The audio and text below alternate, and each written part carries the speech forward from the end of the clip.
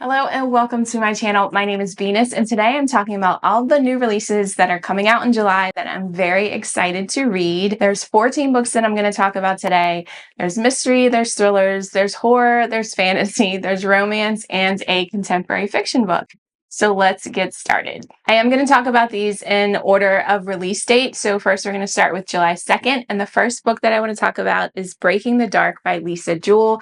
I am most excited about this, I think, out of all of the books that I'm going to talk about today. And this book is by an author that wrote one of my favorite books from last year, which was None of This Is True. I absolutely love that book. And this is the start of a Marvel mystery thriller series. It sounds like it's going to have multiple authors, starting with Lisa Jewell. And her book is going to be centered around Jessica Jones, Detective Jessica Jones from the Marvel Universe. I love the Marvel movies. I didn't really get into the comic books. I'm not really a big comic book reader, but I absolutely love the Marvel movies. So the fact that they're making these into books and mystery thriller adult books, super excited. So this book is centered around Jessica Jones. Like I said, she used to be a superhero and she's hung up her tights and now she is a private detective.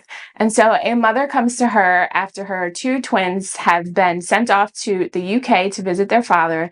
They come back and they are not the same children. She says they are too perfect. Their mannerisms are different or non-existent, and she's concerned. So Jessica Jones goes to the UK to try to figure out what happened to this woman's twins, and she comes across Ellie, who I believe was friends with the twins when they were over there, and they try to figure out what all is happening. And it goes from there. And apparently her ex is Luke Cage, which is another Marvel character. And this just sounds so much fun. And then the next book in this, I guess, series or Marvel, whatever they want to call it, is by S.A. Cosby, who is one of my favorite thriller authors. So I am so excited to see where this goes and to see if it actually lives up to what I'm imagining in my head. So stay tuned for that. I'm definitely going to be picking that up on July 2nd. The next book that comes out on July 2nd is The God of the Woods, and this is by Liz Moore. And she wrote the book Long Bright River, which I actually really enjoyed. That was like a mystery crime thriller, and it involved two sisters. One was a police officer and one was a drug addict. And it explored their relationship and a bunch of other very interesting topics that were covered in that book. I remember it taking place in Philadelphia. It had like this grittiness to it. And this book sounds completely different from that one. We are following a family, a very wealthy family whose children, two children, have gone missing at a summer camp. One is their daughter recently, and I think this story takes place in 1975. The daughter goes missing. No one knows where she is. And the same thing happened 14 years before to their son. And this family is like a very, like I said, wealthy family that employs a huge population of the town folk. And so they're trying to figure out what's going on. Sounds like there's a bunch of mystery and family drama and family secrets, and I'm here for it. This next one is a horror, and it comes out on July 9th, and it's called Bury Your Gaze by Chuck Tingle. This is a queer horror. And this one sounds very, very interesting. So in this book, we are following a very jaded script writer in Hollywood named Misha, and he is up for his very first Oscar. But the producers of this show have come to him and have asked him to kill off a gay character to kind of enhance the algorithm. And he is struggling with this. And then apparently he's got some past and some secrets that come out that somehow get involved in this. And that's all it says, but I am intrigued for sure. So I definitely want to check this one out. This cover is absolutely gorgeous. I love it. And I hope it's a slasher. And then it's a lot of books coming out on July 9th. Another July 9th release is The Unraveling by V. Keelan. This is also a thriller suspense book. I actually have the arc of this. I haven't started it yet, but we are following a New York City psychiatrist, and she is feeling, I guess, going through some things herself. Apparently she has a pretty dark, traumatic past. One day she crosses path with a man that also shares, I guess, some kind of tragic connection between the two.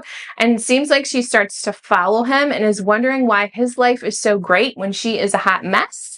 And then one day, this man walks into her office as a client, and he doesn't seem to remember who she is. And then it gets all twisty and turny, and yeah, so that sounds pretty interesting to me. I've heard really good reviews about this one so far, so I'm definitely excited to check this book out. Also on July 9th is The Family Experiment by John Mars. He is a sci-fi thriller author. I've read The Passengers, and recently read Keep It in the Family by him. In this book, it says that it's in the same universe as the one in his other book, The Marriage Act, which I have not read, but I'm not even going to try to summarize this. I'm just going to read this one. So it says, some families are virtually perfect. The world's population is soaring, creating overcrowded cities and an economic crisis. And in the UK, the breaking point has arrived. A growing number of people can no longer afford to start families, let alone raise them. But for those desperate to experience parenthood, there is an alternative. For a monthly subscription fee, clients can create a virtual child from scratch who they can access via the metaverse and a VR headset. To launch this new initiative, the company behind Virtual Children has created a reality TV show called The Substitute.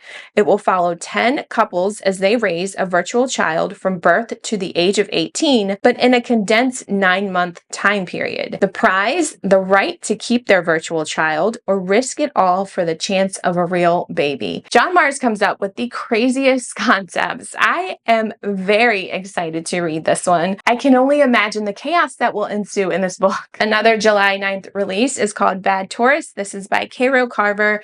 She is also known as C.J. Cook. Under the C.J. Cook name, she writes paranormal thrillers, and under the Carol Carver name, this is like a psychological thriller. I chose this one mostly because of the setting. It takes place in the Maldives, which is on my bucket list of places to vacation, and we are following 3 women who are very close friends. Apparently, they're either all divorced or going through a divorce, so they've just decided, you know what, let's just go to the Maldives, start fresh, relax, and get a renewing. Apparently their friendship is not ordinary. It says, but this is no ordinary friendship, and they're not the only guests on the island with secrets. Who left the body on the beach and who is next? I am definitely interested. This sounds like a really good book just to lay around the pool if you have access to a pool. I do not, but I like to think that I would read this around a pool if I did, but it definitely sounds like a great summer read. And then the last book coming out on July 9th is Lenny Marks Gets Away with Murder, and this is by Karen Maine. This is also a mystery thriller. In this book, we're following Lenny Marks. It sounds like she has a very regimented life. She leaves work at 4 p.m. every day. She rides her bike home. She eats the same food. She picks up the same groceries. She has a very regimented life, but she is also suppressing memories of something that happened in her past to her mother and her stepfather, who apparently just went missing. But then she gets a letter from the parole board. I don't know what that's about, and she tries to ignore it, and then apparently her life starts to unravel. Probably all of her routines are broken. Now she has to reach out to actually people. It sounds like she may be kind of socially awkward, doesn't like interacting much. And I don't know, it says equal parts heartbreaking and heartwarming. Karen Maine's stunning debut, so this is a debut author, is an irresistible novel about truth, secrets, vengeance, and family loss and found, with a heroine who is simply unforgettable. So this kind of sounds like it might be getting in your feels a little bit. I wonder if this is going to be like more cozy mystery. I don't know. We'll have to see. Okay, and now moving on to July 16th, the first book I want to talk about is I Was a Teenage Slasher by Stephen Graham Jones. This is a horror book by the same author that wrote My Heart is a Chainsaw. I DNF'd that book. I was incredibly bored. I'm really hoping that I like this book. I think this is a standalone. My Heart is a Chainsaw is a part of a trilogy, and unfortunately, I just couldn't get into it. The main character, I just couldn't get into it. It was just too slow, it was too long, and not enough slashery situation for me. But in this one takes place in 1989 in a small Texas town.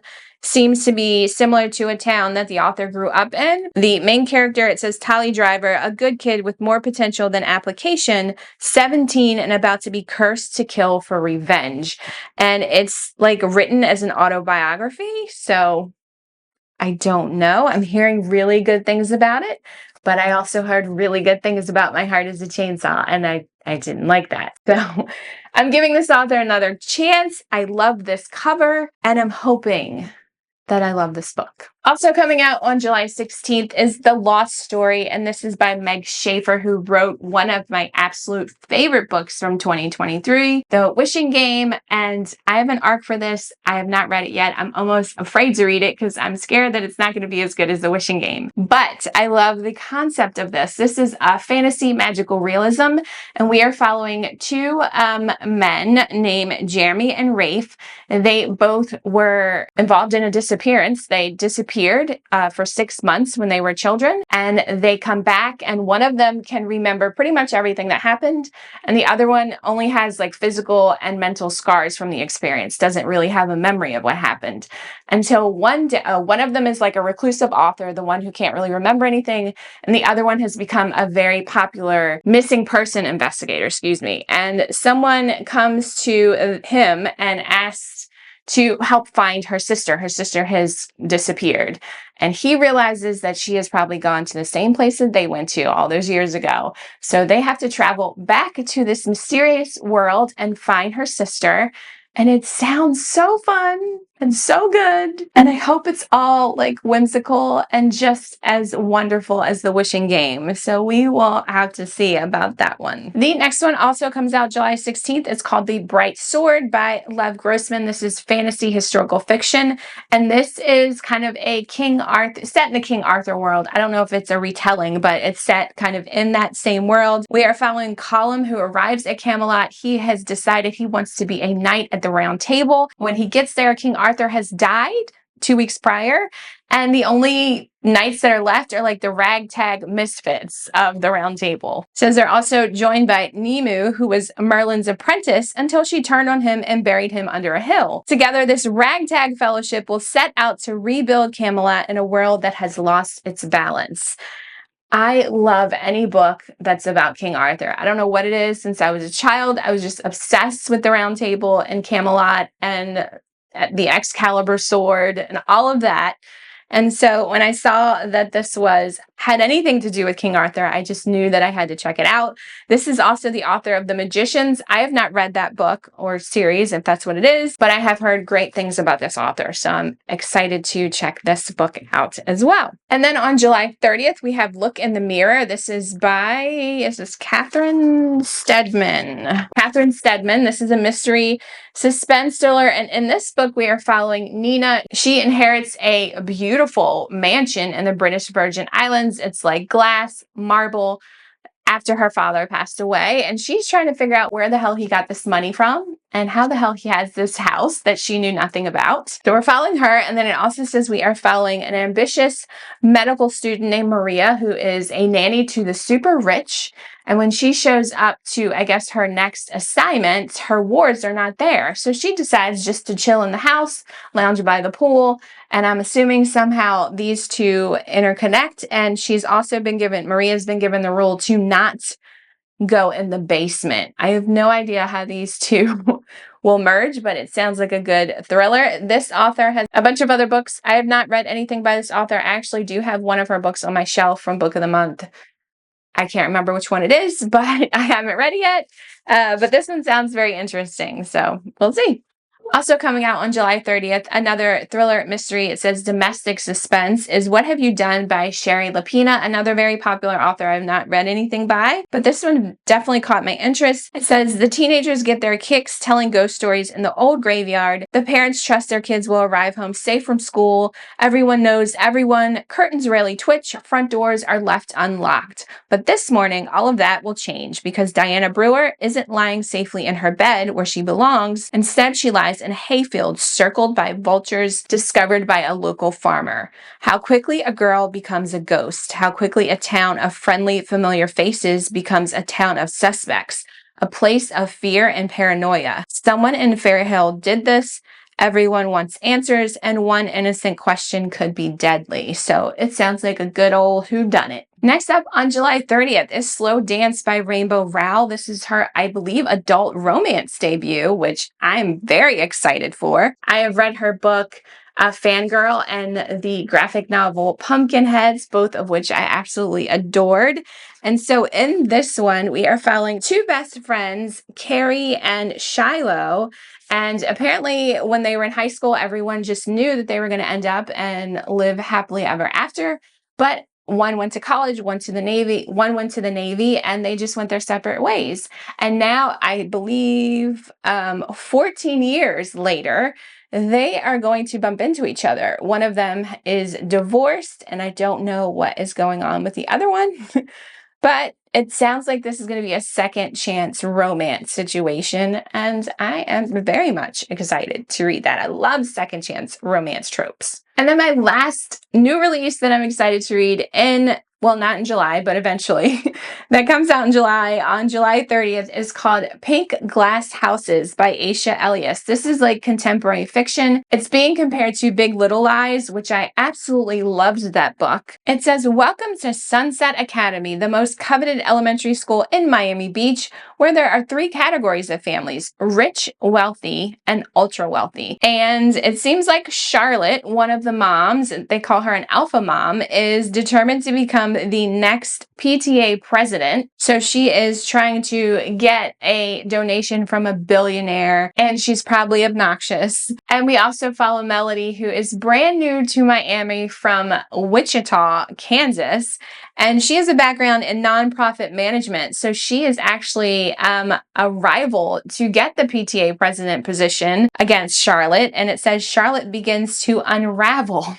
Oh my gosh. And then even the most powerful players on the social scene prove to be vulnerable when an investigation into white-collar crime triggered by another school mom, the formidable Jamaican-American judge Carol Lawson, threatens to take down the whole institution. Told in rotating first-person voices, Pink Glass Houses is an irresistibly voyeuristic peek into the lives of the rich and infamous, where cocaine playdates, $100,000 kitty birthday parties, and relentless social climbing are a way of life. That sounds juicy and dramatic and all the craziness that is perfect for a good summer book. So those are all of the July new releases that I am excited to check out at some point, because you know I don't do TBRs, but they are all on my radar, we'll say. Are you planning to read any of these books? I hope you are having a great summer. I am hot and I can't stand this weather, but that's okay. We're getting through it together. I hope you have a fantastic day. As always, thank you so much for stopping by. I will see you again next time. See ya.